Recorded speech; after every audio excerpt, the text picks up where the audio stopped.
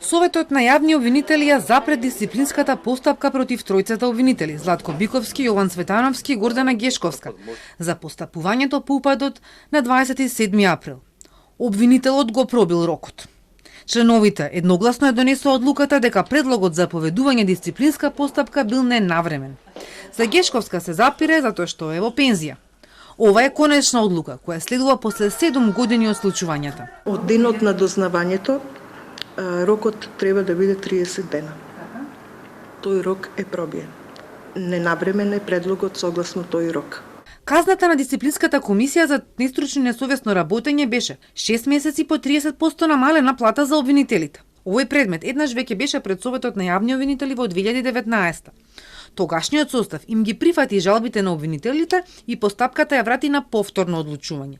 Дисциплинската комисија донесе повторно иста одлука, на која се жалеа и обвинителите, но и државниот обвинител Јовецки, кој иницираше одговорноста, затоа што бил незадоволен од паричната казна. Барал построга.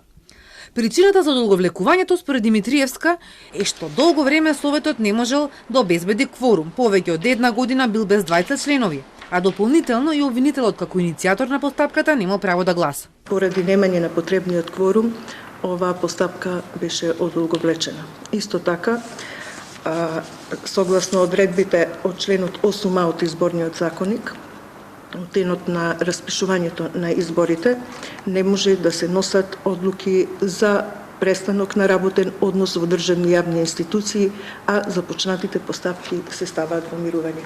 Работата на Советот вчера беше критикувана од претениците од владачкото мнозинство во собранието, додека се разгледуваше ланскиот извештај на оваа институција. Бараа оставки од членовите. Димитриевска вели имаат легитимитет.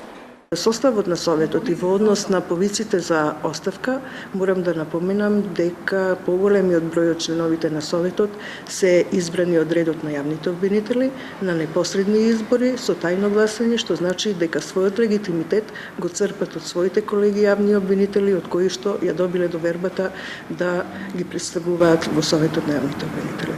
Советот работи со еден член помалку, откако Иџет Мемети призна вина, доби условна казна и поднеса оставка до собранието, кој во наредниот период ќе треба да го пополни неговото место.